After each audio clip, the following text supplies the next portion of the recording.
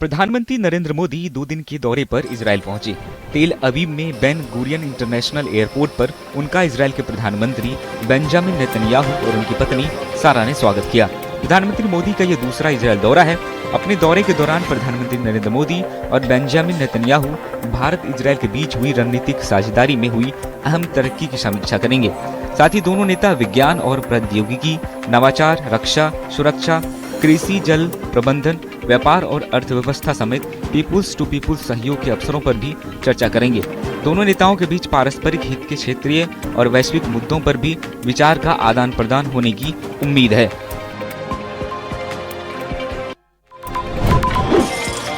उपराष्ट्रपति सीपी राधाकृष्णन जम्मू कश्मीर के अपने पहले दौरे पर श्रीनगर पहुंचे।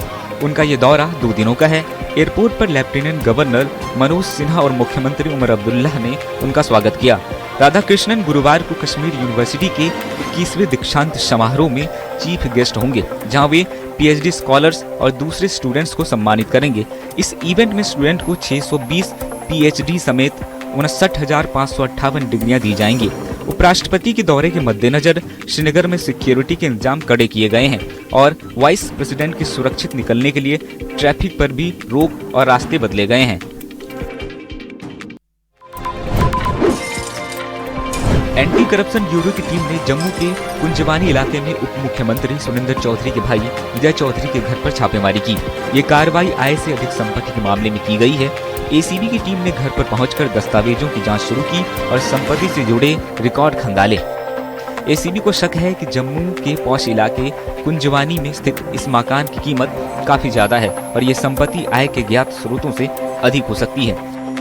डिप्टी सीएम सुरिंदर चौधरी ने यह आरोप लगाया है कि कुछ अधिकारी उनके भाई को पसंद नहीं करते थे और उसी के चलते ये कार्रवाई की गई है। वहीं जांच एजेंसियों का कहना है कि सभी तथ्यों की जांच के बाद ही आगे की कार्रवाई की जाएगी।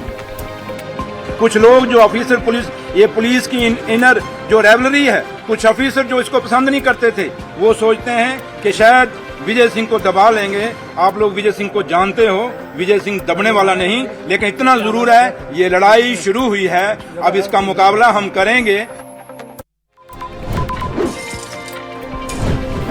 जम्मू के शहीदी चौक पर यूथ कांग्रेस और कांग्रेस के कार्यकर्ताओं ने मिलकर बड़ा विरोध प्रदर्शन किया।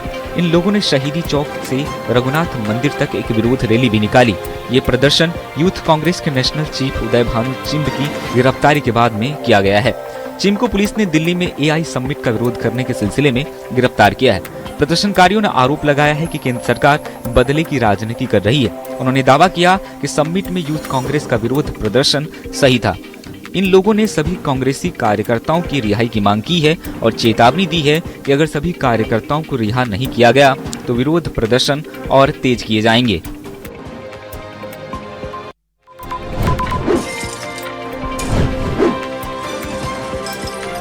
पुंछ के गानी जंगल क्षेत्र में सेना और एसओजी ने संयुक्त कार्रवाई में आतंकवादियों के एक ठिकाने का भंडाफोड़ किया। सुरक्षा बलों ने तलाशी के दौरान करीब 4.5 किलो का एक आईडी, 800 ग्राम का छोटा आईडी, 2 चीनी ग्रेनेड, एक 9mm पिस्तौल, 2 9mm गोलियां और 22 राउंड बरामद किए। बम डिस्पोजल दस्ते ने भी सभी विस्फोटकों और ग्रेनेड को सुरक्षित तरीके से नष्ट कर दिया। सेना के अधिकारियों का कहना है कि आतंकवाद के खिलाफ सर्च ऑपरेशन जारी रहेगा।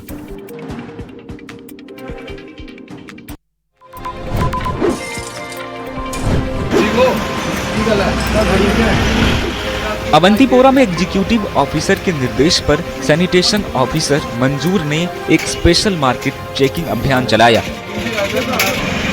ये अभियान रमजान में ओवरसेलिंग को रोकने और जरूरी चीजों को सरकारी रेट पर उपलब्ध कराने के लिए किया गया। टीम ने अलग अलग मार्केट का दौरा किया और दुकानदारों को खास जगहों पर प्राइस लिस्ट लगाने और सरकारी तय कीमतों का पालन करने की हिदायत दी। चेकिंग के दौरान कुछ दुकानदारों को नियम तोड़ने पर चेतावनी दी गई, जबकि कुछ पर जुर्माना भी लगाया गया। अधिकारियों ने साफ किया कि रमजान के दौरान गैर कानूनी मुनाफाखोरी बर्दाश्त नहीं की जाएगी और ऐसी कार्रवाई आगे भी जारी रहेगी।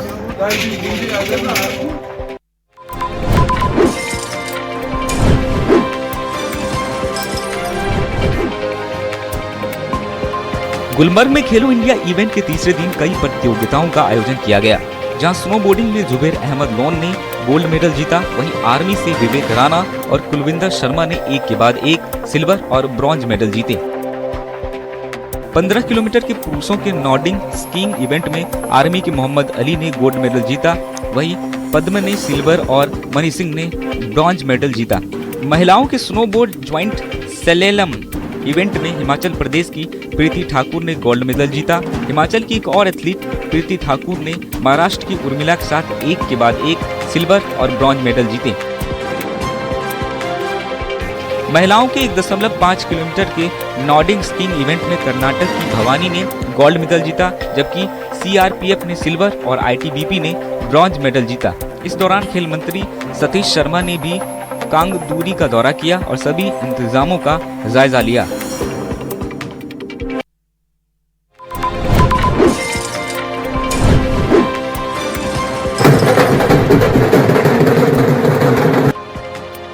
राजौरी में 7 दिवसीय होली उत्सव का शुभारंभ उपायुक्त राजौरी ने किया। इस मौके पर एसएसपी राजौरी और भैरव समिति के सदस्य मौजूद रहे। उत्सव की शुरुआत भैरव मंदिर से हुई, जहां बड़ी संख्या में लोग भी मौजूद रहे। ये होली उत्सव देश के अन्य हिस्सों में मनाए जाने वाले उत्सवों से अलग है। यहाँ भैरव देव झांकी सदियों पुरानी और अनोखी सांस्कृतिक परंपरा है, जो होली से पहले आयोजित की जाती है। इस दौरान लोग भैरव बाबा के दर्शन और पूजन करके आशीर्वाद लेते हैं। इसके लिए कलाकार भैरव का स्वरूप लेते हैं, जो पहाड़ी जनजातियों की समृद्ध सांस्कृतिक विरासत को दर्शाता है।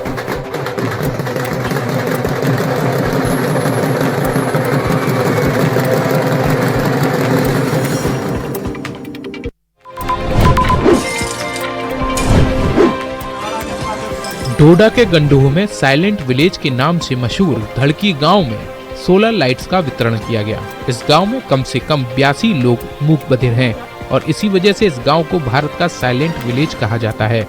डोडा प्रशासन ने BINDI इंटरनेशनल ऑर्गेनाइज के साथ मिलकर इन दिव्यांगों की मदद की पहल की और सोलर लाइट्स बांटी।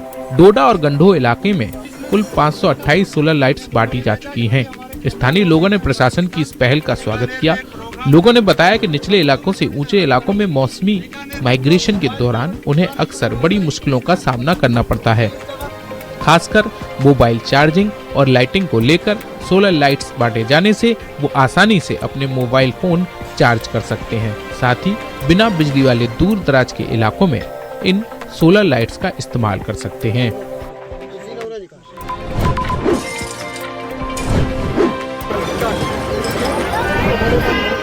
श्रीनगर में रमजान का पवित्र महीना आगे बढ़ने के साथ पारंपरिक कश्मीरी रोटियों की डिमांड बढ़ गई है। भीड़ भाड़ वाले बाजारों से लेकर आस पड़ोस की छोटी बेकरी तक लोग सहरी और इफ्तार के लिए तरह तरह की डिशेज को खरीदने के लिए आ रहे हैं। पारंपरिक कश्मीरी बेकरी आइटम लकड़ी से चलने वाले खास तंदूर में तैयार किए जाते हैं। इस साल चूल्हे, रोट, अफगानी रोटी, बाखिर खानी और मकई रोटी जैसी पॉपुलर रोटियों की डिमांड में बढ़ोतरी देखी जा रही है। कश्मीरी बेकर्स का कहना है कि मुश्किलों के बावजूद कस्टमर्स को सफाई से अच्छी क्वालिटी के प्रोडक्ट्स देने पर उनका जोर है। कई बेकर्स ने मार्केट में आटे की बढ़ती कीमतों पर चिंता जताई और सरकार से अपील की कि वो पारंपरिक कश्मीरी बेकर्स को राहत दे, जिससे वो बिना पैसे की तंगी के अपना काम जारी रख सकें। गांदरबल के मशहूर बेकर मंजूर अहमद ने बताया कि बढ़ती हुई डिमांड को पूरा करने के लिए प्रोडक्शन बढ़ाया गया है।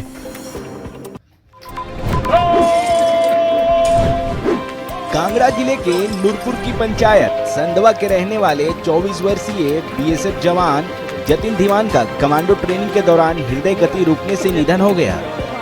घटना की सूचना जैसे ही उनके घर पहुंची, परिवार में मातम छा गया। गांव संधवा और आसपास के क्षेत्र में भी शोक की लहर दौड़ गई। जब उनका पार्थिव शरीर सैन्य सम्मान के साथ उनके घर पहुंचा तो परिजनों, रिश्तेदारों और गांववासियों का रो रो कर बुरा हाल था।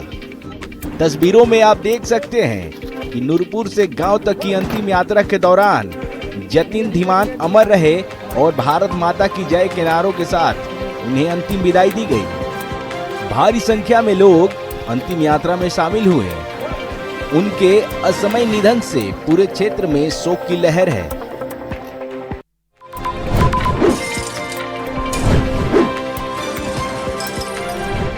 बिलासपुर कॉलेज परिसर में अखिल भारतीय विद्यार्थी परिषद ने 24 घंटे का सांकेतिक धरना प्रदर्शन किया।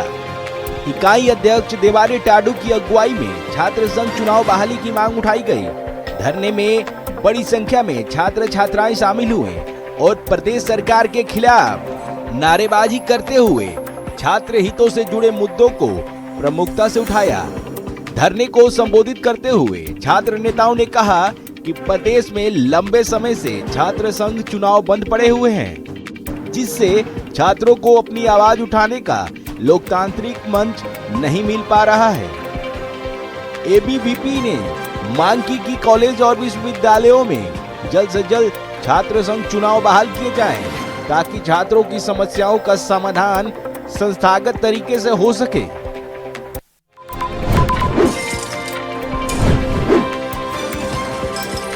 ऊना जिला मुख्यालय के मलाहा क्षेत्र में एक दुर्लभ और जहरीला किंग कोबरा जेसीबी मशीन की चपेट में आकर गंभीर रूप से घायल हो गया। घटना की सूचना मिलते ही शहर के स्नैक कैचर जितेंद्र कुमार मौके पर पहुंचे और घायल सांप को सुरक्षित रेस्क्यू कर पशुपालन विभाग के क्षेत्रीय अस्पताल बरनो पहुंचाया। तस्वीरों में देखा जा सकता है कि यहां पशु चिकित्सकों की टीम किंग कोबरा का उपचार करते नजर आ रहे हैं। इस दौरान पशु चिकित्सक घायल किंग कोबरा की लंबे समय तक सर्जरी की, जिसमें उसके शरीर से क्षतिग्रस्त हिस्सों को हटाकर टांके लगाए गए और ड्रेसिंग की गई। चिकित्सकों के अनुसार सांप की हालत अब पहले से बेहतर है और उचित देखभाल से उसके पूरी तरह स्वस्थ होने की उम्मीद है।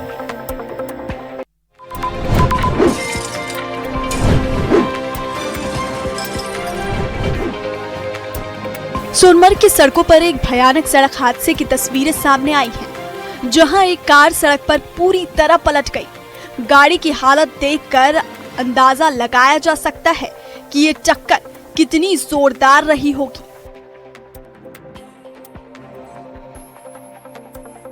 जिससे कार के परखच्चे उड़ गए। हादसे के तुरंत बाद स्थानीय लोगों और बचाव टीम ने मिलकर घायल ड्राइवर को सुरक्षित बाहर निकाल लिया।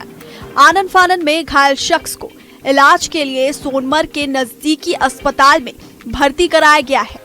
फिलहाल मौके पर पुलिस पहुंच चुकी है और हादसे की वजहों का पता लगाया जा रहा है। इस घटना के बाद से रास्ते पर कुछ देर के लिए आवाजाही भी प्रभावित हुई है।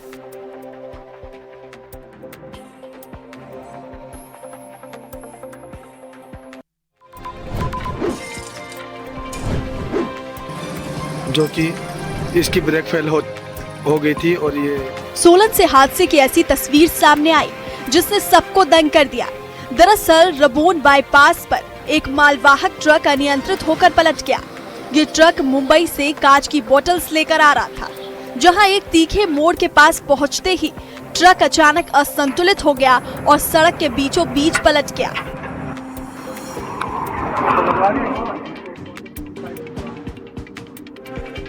हादसे की वजह ब्रेक फेल होना बताई जा रही है। घटना के समय ट्रक में 2 लोग सवार थे जिन्हें मामूली चोटें आई हैं। दोनों को प्राथमिक उपचार दिया गया और उनकी हालत खतरे से बाहर बताई गई है।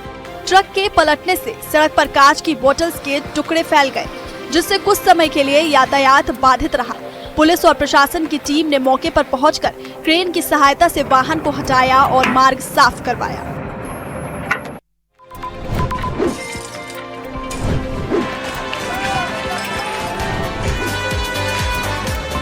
गुलमर्ग के बर्फीले पहाड़ों के बीच खेलो इंडिया विंटर गेम्स का शानदार आगाज हो चुका है, जिसमें देश भर के एथलीटों ने पूरे जोश के साथ हिस्सा लिया। कोंगडोरी के खूबसूरत मैदानों में आयोजित स्की माउंटेनियरिंग मुकाबले में उत्तराखंड के शार्दुल थपलियाल ने अपनी रफ्तार का जलवा दिखाते हुए गोल्ड मेडल जीता। वहीं महाराष्ट्र के सिद्धार्थ गडेकर ने सिल्वर और आर्मी के खिलाड़ी ने ब्रॉन्ज मेडल जीतकर अपनी टीम का नाम रोशन किया। जीत की खुशी मनाते हुए इन खिलाड़ियों ने बताया कि गुलमर्ग के शानदार ट्रैक ने उन्हें अंतर्राष्ट्रीय स्तर पर करियर बनाने का बेहतरीन मौका दिया है। खिलाड़ियों ने यहाँ की बर्फ और ढलानों की जमकर तारीफ की और कहा कि ये ट्रैक